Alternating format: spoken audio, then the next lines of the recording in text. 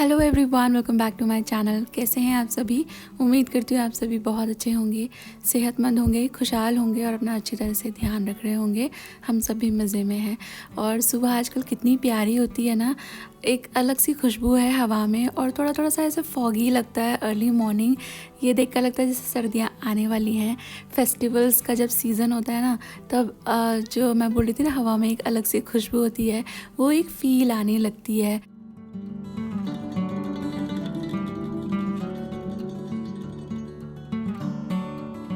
और बारिश का सीज़न ऑलमोस्ट ओवर हो गया ऐसा लग रहा है। आजकल बहुत ही कम बारिश होती है। थोड़ी सी देर के लिए होती है, वो भी हल्की फुल्की सी। ये जो मौसम अब शुरू होने वाला ना, ये आती हुई सर्दियों का मुझे बहुत पसंद है। ये मौसम एक्चुअली आती हुई सर्दी नहीं है, ये त्यौहार का मौसम है। जिन महीनों से त्यौहार शुरू हो जाते हैं ना, उन महीनों में एक अलग ही टेम्परेचर रहता है, अलग ही हवा रहती है, जो मुझे बहुत अच्छी लगती है। मैंने रात में ना ये आलू बॉईल करके रखे थे। सुबह में बच्चों के टिफ़िन में आलू का पराठा बनाऊंगी, ये मैंने प्लान कर रखा था ना। तो मैंने आलू फिर रात में बॉईल कर दिए थे, पर मैंने ये प्रेप नहीं किए थे। ये सुबह ही मैं छील करके इसको प्रेप कर रही हूँ।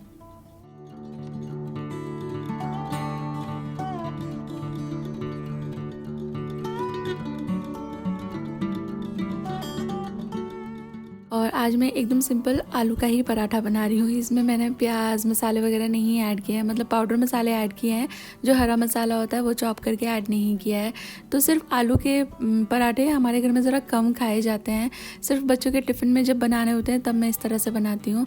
अदरवाइज़ मैं इसमें अच्छी खासी मिर्ची, धनिया और प्याज वगैरह ऐड करती हूँ। बट ये भी बड़े अच्छे लगे थे, शर्मा जी को भी अच्छे लगे और बच्चों को तो खैर ज़्यादा ही पसंद आती हैं ऐसी चीज़ें। और आलू का पराठा कैसा बना है, इसमें बहुत ज़्यादा हाथ कैसा आपने डो लगाया है उस पर भी डिपेंड करता है, और कैसा आपका स्टफिंग बनाया है उस पर भी डिपेंड करता है। मतलब कि डो बहुत ज़्यादा टाइट होता है तो भी अच्छे आलू के पराठे नहीं बनते, थोड़ा सा सॉफ्ट लगाना चाहिए। और आलू भी ना, अगर आपने फ्रेशली बॉईल करे हैं तो उसके तो बेस्ट आलू के पराठे बनते हैं। लेकिन अगर आप फ्रिज में भी रख रहे हो मील प्रेप के तौर पर, या जैसे मैंने किया रात में कर लिया था सो दैट सुबह थोड़ा टाइम बच जाए, तो ना इसका स्टफिंग बना के या उसको मैश करके ना रखें, सिर्फ उबाल के रख दें। तुरंत ही हाथ के हाथ फिर स्टफिंग बनाएं।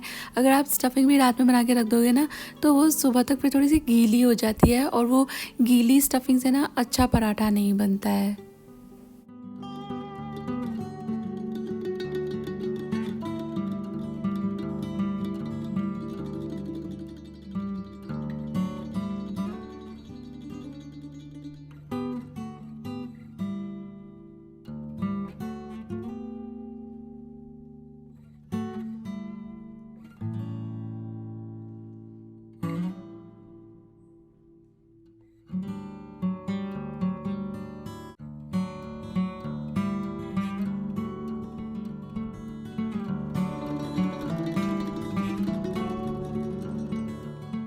बच्चों के टिफ़िन में आज फ्रूट ब्रेक के लिए मैंने रखा है ड्रैगन फ्रूट। अच्छा, आपके शहर में ड्रैगन फ्रूट का क्या प्राइस है, मेरे को ज़रूर बताना, बिकॉज़ हमारे यहाँ है ना, एक ड्रैगन फ्रूट 100 रुपीज़ का मिलता है, और बहुत सारे वेंडर्स एक ड्रैगन फ्रूट 150 रुपीज़ का भी देते हैं।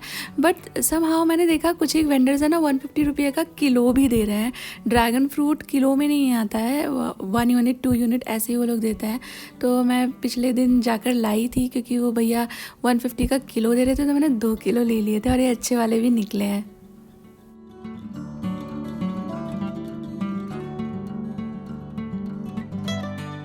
टिफ़िन में आज आलू के पराठे के साथ साथ है ड्रैगन फ्रूट, साथ में है एक मोहन थाल का पीस जो कि प्रसाद था, और एक प्रोटीन बार मैंने उन लोगों को दे दिया है।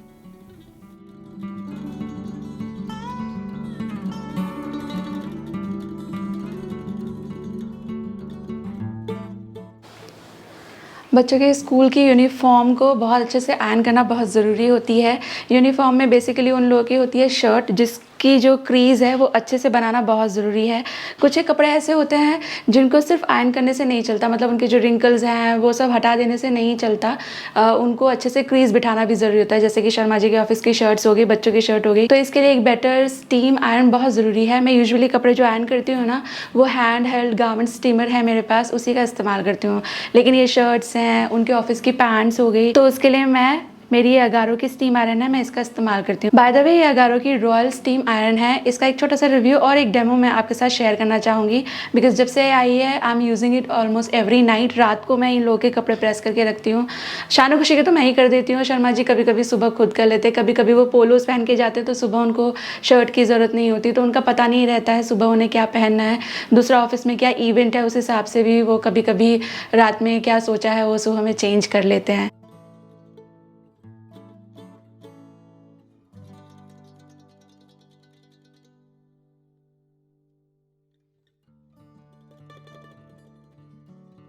ये है अगारो की रॉयल स्टीम आयरन जो पावरफुल 2000 वॉट की है, और इसमें आप स्टीम आयरन के साथ साथ ही ड्राई और स्प्रे आयरनिंग भी कर सकते हो।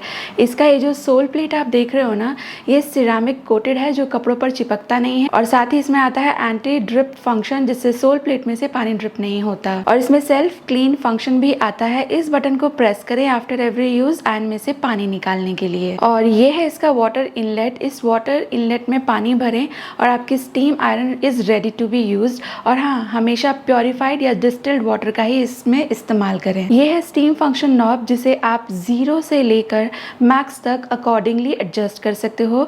ड्राई आयनिंग के लिए इसे 0 पर ही रखें, और स्टीम आयनिंग के लिए आप इसे मिडिल से लेकर मैक्स तक एडजस्ट कर सकते हो। और यहाँ ऊपर की तरफ 2 नॉब दिए गए हैं, एक है वाटर स्प्रे पानी छिड़कने के लिए ऑन रिंकली क्लोथ्स, और ये है स्टीम बर्स्ट। ये बटन काफी यूजफुल है कपड़ों में से रिंकल निकालने के लिए। एक बार में आप इस फंक्शन को 3 से 4 बार ही इस्तेमाल करें। और ये है इसका डायल नॉब, आपके कपड़ों के हिसाब से टेम्परेचर को सेलेक्ट करिए। जिस तरह का कपड़ा आपको आयरन करना है आप उसी हिसाब से इसे एडजस्ट कर सकते हो। और इसके साथ है ये कॉटन ब्रेडेड पावर कॉर्ड जो कि 360 सर्वाइवल के साथ आती है, and it has a 16 ampere power plug too. साथ ही आता है एक मेजरिंग कप और एक यूज़र मैनुअल। ये इसका वाटर इनलेट है, और इस्तेमाल से पहले यहाँ पर पानी फिल करेंगे। और ये है इसका वाटर टैंक जिसकी कैपेसिटी है 320 ml, और इसमें है ना मेजरिंग कप की हेल्प से पानी पोर करें और मैक्स इंडिकेटर से ज़्यादा पानी ना इसके अंदर भरें। और ये जो आप देख रहे हो ना, ये है एक्चुअली लाइट इंडिकेटर। जैसे ही पावर ऑन होगा ना तो ये जो लाइट है ये रेड लाइट में ऑन होगी, और जैसे ही टेम्परेचर रीच हो जाएगा तो ये लाइट ग्रीन हो जाएगी। मैंने यहाँ पर ये जो डायल नॉब है आप देख रहे हो, इसको वुल और कॉटन के बीच में सेट किया हुआ है, क्योंकि मुझे आयरन करने हैं बच्चों के स्कूल के शर्ट्स जो प्योर कॉटन नहीं है। और इसमें है ना इनबिल्ट थर्मोस्टैट भी है जो कि ज़रूरत पड़ने पर बंद हो जाता है टेम्परेचर रीच हो जाने पर, जिससे कपड़े जलते नहीं हैं। और ये जो देख रहे हो ना आप, इसका आगे का हिस्सा काफ़ी नैरो है जिससे कपड़ों के जो छोटे एरियाज हैं वो भी अच्छी तरह से आयरन हो जाते हैं। और स्टीम आयरन में एंटी कैल्क फंक्शन भी है जिससे ये जो स्टीम वेंट्स के पोर्स है ना ये ब्लॉक नहीं होते हैं। और जब आप आयरन को यूज नहीं कर रहे हो तो ये जो स्टीम फंक्शन नॉब है इसको 0 पर ही रखें, जिससे फिर पानी ड्रिप नहीं होगा। और हाँ, अगर आप ड्राई आयरनिंग कर रहे हो तो फिर आपको यहाँ पानी भरने की जरूरत नहीं है। और ये एक ऐसी यूटिलिटी है जिसकी जरूरत ऑलमोस्ट हर घर में हर रोज पड़ती है। अगारो की ये रॉयल स्टीम आयरन एक powerful 2000 what smart pocket friendly tool है। अगर आप इसमें इंटरेस्टेड हो तो इसका लिंक मैंने इस वीडियो के डिस्क्रिप्शन बॉक्स में रख दिया है, चेक कर लीजिएगा।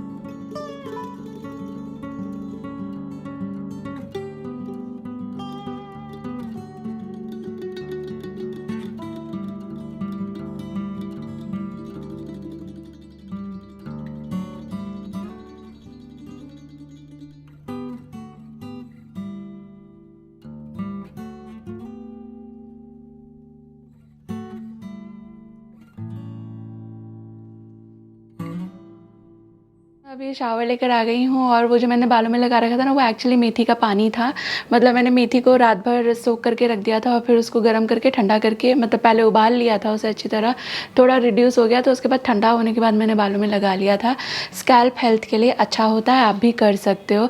और यहाँ पर देख रही हूँ तो मेरा पीछे जो कर्टन्स है ना, अच्छे लग रहे हैं। इनफैक्ट मैं आपको बताऊँ ऑनेस्टली, ये शर्मा जी की चॉइस है। मैं थोड़ा सा ग्रे और वाइट इस तरह के कर्टन्स ढूंढ रही थी, पर शर्मा जी ने ये देखे और ये उनको पसंद आ गए। तो फिर शर्मा जी और मेरा अंडरस्टैंडिंग ऐसी है कि कोई चीज़ उनको बहुत ज़्यादा पसंद आती है तो फिर मैं बहुत ज़्यादा फिर उसमें नानुकुर नहीं करती, क्योंकि ऐसा तो नहीं है कि मेरी चॉइस बहुत अच्छी है उनकी नहीं है, या कभी ऐसा भी होता है कि मुझे कोई चीज़ पसंद आ जाती है तो फिर शर्मा जी उसमें बहुत ज़्यादा नानुकुर नहीं करते, भले उन्हें वो पसंद आ रही हो कि नहीं आ रही हो। मैंने जब इनिशियली यहाँ कर्टन लगाया था ना, तो यहाँ 4 डाले हुए थे, तो तब मुझे बहुत सारे दोस्त बोलते थे कि दी कर्टन अच्छे नहीं लग रहे, लेकिन अभी मैंने ये बढ़ा करके 8 कर दिए हैं, तो इसमें अच्छी प्लीट्स आ रही हैं। तो अभी मुझे बहुत सारे कमेंट्स आते हैं कि कर्टन का लिंक दे दें। ये सबको अच्छा लगता है, मुझे पता नहीं कैमरे में कैसा लगता है कि आपको नहीं अच्छा लग रहा है, पर ये कर्टन सभी को अच्छे लग रहे हैं। चलिए मैं बात कर रही हूँ तो मैं आपको एक बात बता देती हूँ जो मैंने आपको, पता नहीं आपको बताया कि नहीं बताया, और वो ये है कि ये जो घर है ना, ये एक्चुअली ये भी मेरी चॉइस नहीं था। हम लोग जब यहाँ पे आए थे मकान देखने के लिए, तो सबसे पहले मैंने देखा था किचन, और मैंने शर्मा जी को बोला कि किचन बहुत छोटा है, मुझे नहीं पसंद है। पर you know what happened actually, Sharma ji के एक फ्रेंड है जो उनकी बैंकिंग वगैरह संभालते हैं और उस तरह से सजेस्ट करते हैं, तो ही सेड इन्वेस्टमेंट के हिसाब से, तो वो भैया ने ये सजेस्ट किया था ये एरिया कि ये अच्छा बाद में ग्रो होने वाला है, तो इस करके फिर हम लोगों ने इधर इन्वेस्ट कर दिया। ये ऐसा नहीं है कि ड्रीम हाउस के तौर पे मैंने लिया था, मुझे उन्होंने ये बताया कि ऐसा ऐसा उन्होंने बोला है, और ये सोच के फिर शर्मा जी ये स्टेप ले रहे हैं। तो आई वाज लाइक कि चलो ठीक है। और वैसे भी मैं शायद आपको पहले भी बता चुकी हूँ, ये घर हमेशा के लिए है ऐसा पक्का पक्का नहीं है, बिकॉज़ रीज़न नंबर 1, मेरे हस्बैंड जो है उनका जॉब का नेचर ऐसा है कि अगर किसी और सिटी की कंपनी में उनका सिलेक्शन होता है तो हमें वहाँ जाना पड़ेगा। हम लोग इससे पहले भी कई सिटीज़ में रह चुके हैं, तो दोनों में से कुछ भी कंफर्म्ड नहीं है कि हम हमेशा यहाँ रहेंगे कि यहाँ नहीं रहेंगे। और कुछ प्लान्स तो ऐसे भी चल रहे हैं जो मैं शायद आपको आगे बताऊँगा। पता था हम लोगों को कि ऐसा हो सकता है, तो फिर हम लोगों ने इस घर में बहुत सारा फर्नीचर वगैरह नहीं कराया। मैंने इस बार बहुत सारा मोबाइल फर्नीचर रखा हुआ है, सिर्फ एक किचन में फ़िक्स करवाया है। लास्ट वाले घर में बहुत सारा फ़िक्स करा लिया था, लेकिन अभी हम लोग वहाँ नहीं रहते हैं, तो उस सब का जो फ़ायदा है वो हम लोग को नहीं मिल रहा है ना। तो इसी हिसाब से यहाँ पर हम लोगों ने बहुत सारा, मतलब रूम्स में यहाँ वहाँ फर्नीचर, तो इस रूम के लिए ना थोड़े से हमको प्लान्स थे। मैंने सोचा था ये करवाएंगे, शर्मा जी भी एग्री कर रहे थे।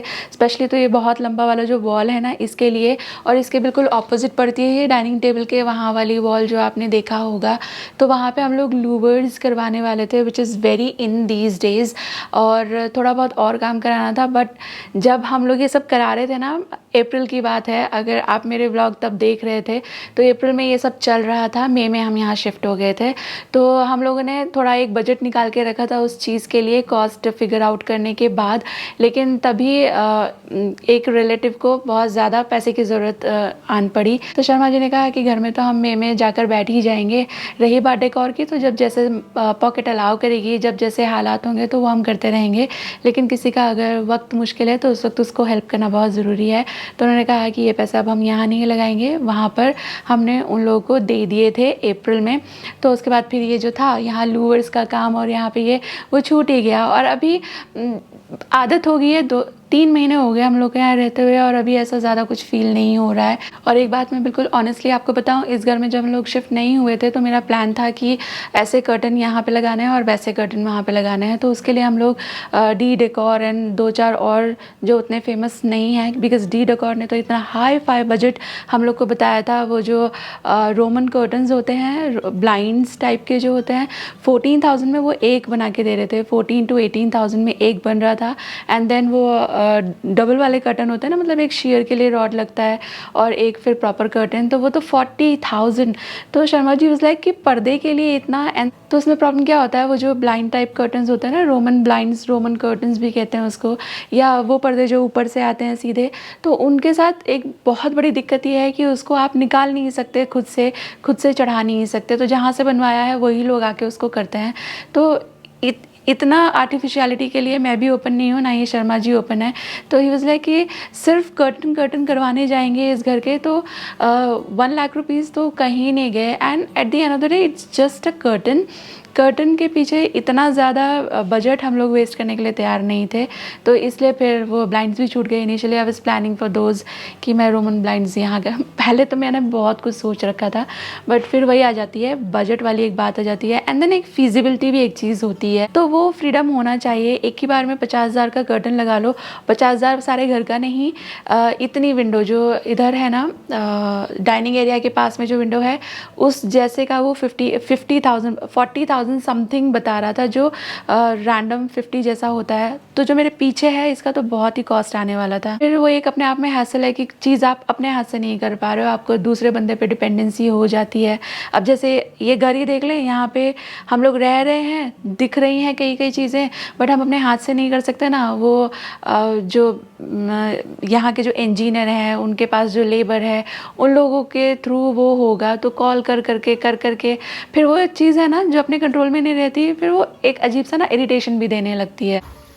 और ये है ना, ये एक्चुअली चीनी का पराठा है, मैं बना रही हूँ चीनी का पराठा बहुत दिनों बाद।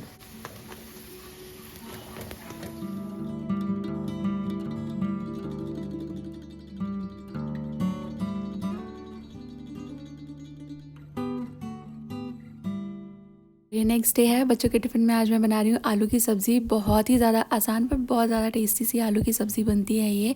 तो मैंने यहाँ पर जानबूझकर ये स्टेनलेस स्टील का कढ़ाई लिया है, क्योंकि थोड़ी सी चिपक के भुन के पकती है ना, तो बड़ा अच्छा स्वाद आता है। तो मैंने बस ऑयल लिया था, थोड़ा ज़ीरा उसमें डाला था, इसके बाद आलू ऐड कर दिए थे सीधे, और बाद में इसमें रूटीन के मसाले मैं ऐड कर रही हूँ, जिसमें नमक जाएगा, हल्दी जाएगा, थोड़ा सा लाल मिर्ची का पाउडर, थोड़ा धनिया का पाउडर, थोड़ा सा आमचूर आलू में अच्छा लगता है इस तरह अगर सूखे आलू बना रहे हैं तो, और थोड़ा सा इसमें गरम मसाला भी।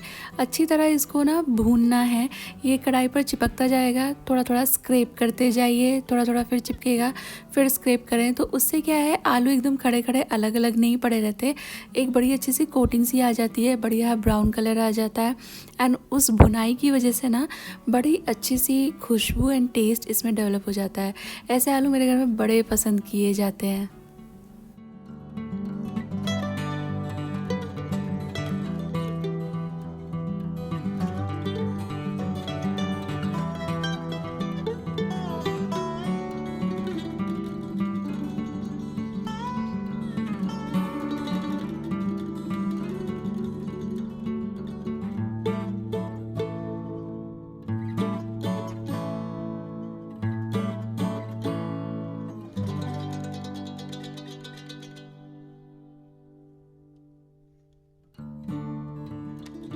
बच्चे लोग को ब्रेकफास्ट करा दिया था, उनका डब्बा तैयार हो चुका था, तो वो तो चले गए हैं स्कूल। इसके बाद शर्मा जी भी जल्दी ही नाश्ता वाश्ता करके तैयार होके चले जाते हैं ऑफिस, और इसके बाद शुरू होता है मेरा सुबह का काम। तो यूजुअली सबसे पहले मैं कपड़े ही असेंबल कर देती हूँ। मुझे वैसे तो किचन साफ़ करना रहता है, बट मैं थोड़ा सा ब्रेक लेने के लिए, क्योंकि इतनी देर से किचन में ही लगे हुए हैं, तो फिर ना हिम्मत नहीं आती कि अभी जाके बर्तन भी करने लग जाओ। तो मैं ब्रेक लेने के लिए इधर उधर के काम जो होते हैं वो निपटा लेती हूँ पहले, और उसके बाद फिर जाके किचन का मैं सारा काम समेटती हूँ।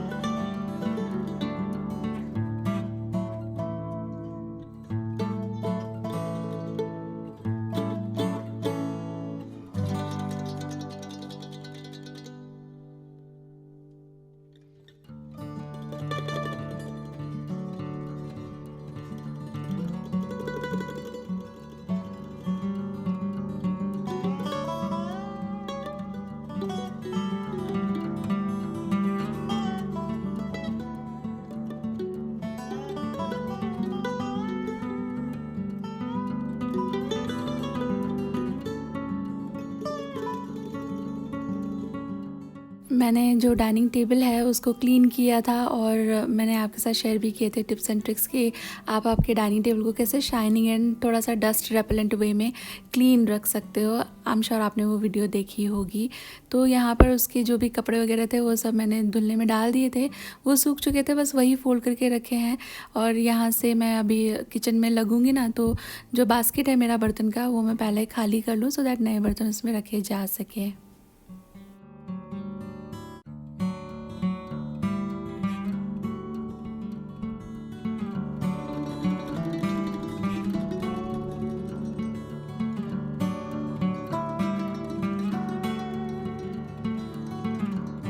ये शूज़ बालकनी में इसलिए रखे हुए हैं क्योंकि बारिश की वजह से यहाँ वहाँ थोड़ी बहुत कीचड़ हो जाती है और स्कूल में तो रहती ही है, तो वो जूते बालकनी में रख देते हैं सो दैट थोड़ा वो ड्राई हो जाए तो झाड़ करके उसकी जो डस्ट है, कीचड़ है, वो हटाई जा सकती है। हम लोग घर के बाहर या फॉयर में जो मैंने अलमीरा रखी हुई है ना छोटी सी, उसके अंदर जूते नहीं रखते हैं। हम लोग जूते क्लीन करके अपनी रेस्पेक्टिव अलमीराज में रख लेते हैं, जिसका जो स्पेस है वहाँ पर। तो जूते मैंने वो क्योंकि सूख चुके थे, उसमें थोड़ी थोड़ी डस्ट थी, वो मैंने झाड़ दिया और उनको उनकी जगह पे रख दिया है। एंड मैं प्लान कर रही हूँ आज लॉन्ड्री में मैं ये जो बेडशीट्स हैं इनको धो डालूँ, तो मैंने दोनों कमरों की बेडशीट भी बदल देनी है।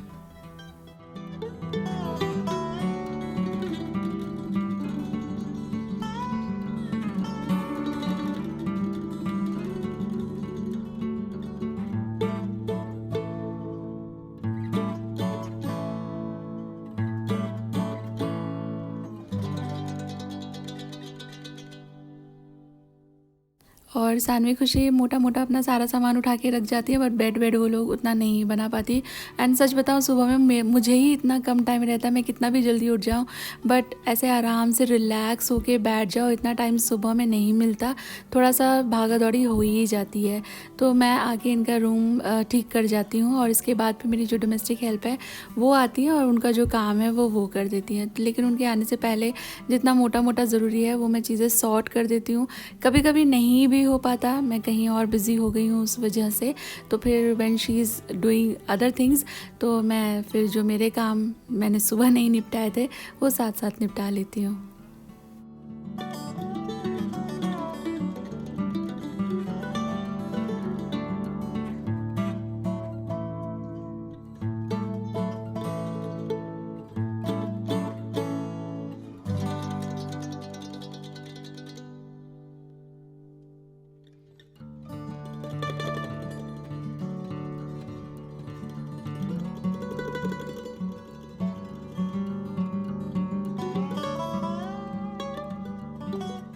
शानू खुशी के रूम में और हमारे वाले रूम में दोनों में ही मैंने अरोमा डिफ्यूज़र्स रखे हुए थे जो कि इलेक्ट्रिसिटी से चलते थे। लेकिन अभी उन लोगों के रूम में जो अरोमा डिफ्यूज़र था उसका जो प्लग है वो थोड़ा सा ख़राब हो गया, एक पिन ही उसकी टूट गई है, तो उसको रिपेयर करवाना पड़ेगा, इसलिए वो येलो येलो आपने देखा ही होगा ना, वो मैंने यहाँ से हटा दिया है। पर मैं ये एक रखती हूँ स्पेयर में, ये कैंडल से जलता है, काफ़ी घंटे ये चल जाता है, लेकिन बस इसका इतना सा ही ड्रॉबैक है कि अगर कैंडल नहीं है तो ये नहीं चलेगा और जब तक कैंडल चलेगी तभी तक अरोमा रहेगी।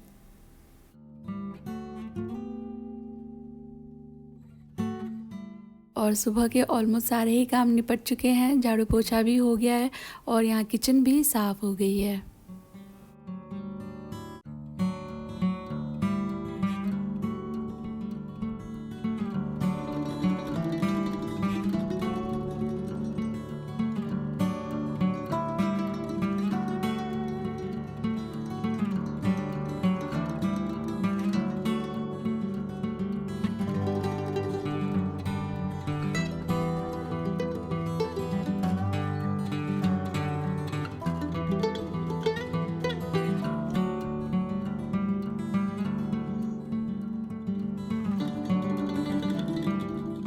बस एक काम रह गया था, जो दूध सुबह आया था ये कच्चा ही रखा था अभी तक, तो इसको मैंने उबाल लिया है और साथ में बना लिया है मैंने मेरे लिए नाश्ता।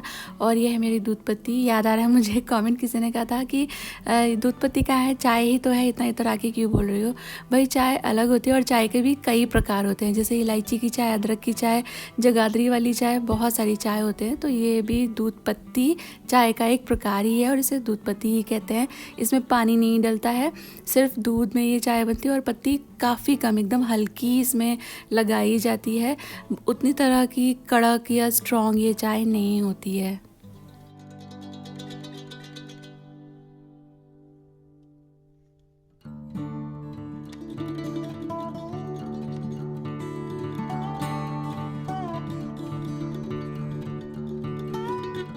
और आज मैं लंच में प्लान कर रही थी सानवी खुशी के लिए सैंडविचेस, तो इसे मैंने पहले से नहीं बना के रखा था। मुझे ऐसा कुछ भी मन नहीं था खाने का, तो मैंने सोचा था कि वो लोग के लिए मैं सैंडविच बना दूँगी।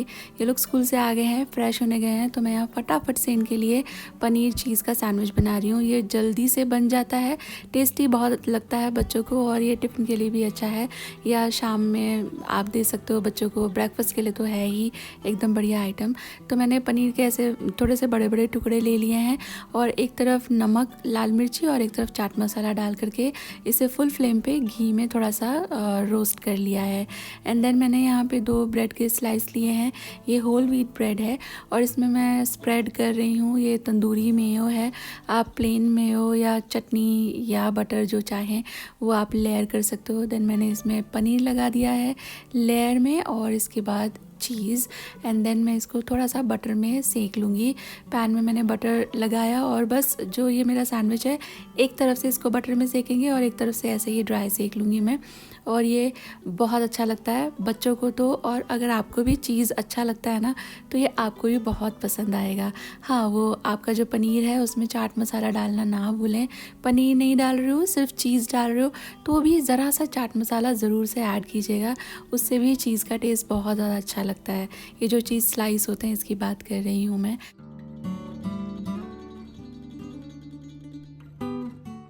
और इस वक्त तक थोड़ी सी भूख लगने लगी थी मुझे, तो आई थॉट कि मैं एक फ़्रूट काट लेती हूँ। तो नाशपाती काट रही थी, बट ये बहुत ज़्यादा बड़ी थी, इतनी बड़ी मैं खा नहीं पाऊँगी, इसलिए फिर मैंने थोड़ा सा बच्चों के साथ भी शेयर कर लिया था। उनको नाशपाती बिल्कुल पसंद नहीं है। तो घर में आती है, एक तो होता है बबू गोशा, वो तो खा लेते हैं सानवी खुशी थोड़ा, लेकिन ये जो नाशपाती होती है बहुत ज़्यादा क्रंची होती है, ये वो दोनों बहुत चाव से नहीं खाती, तो इसलिए मैंने उनके लिए उनके साथ थोड़ी ही शेयर की थी। ये बेसिकली मैं सिर्फ मेरे लिए ही लाती हूँ, क्योंकि मुझे नाशपाती बहुत पसंद है। और इसी के साथ आ गए हम इस वीडियो के एंड पर। उम्मीद कर रही हूँ वीडियो आपको अच्छी लगी है। वीडियो में कहीं भी कुछ भी अच्छा लगा हो तो वीडियो को एक लाइक दीजिएगा। चैनल पर नए हो, अभी तक सब्सक्राइब नहीं किया तो subscribe to my channel, it motivates me. जल्दी ही मिलूंगी आपसे एक नई वीडियो के साथ। Till then all of you take really good care of your self. Take care, bye bye.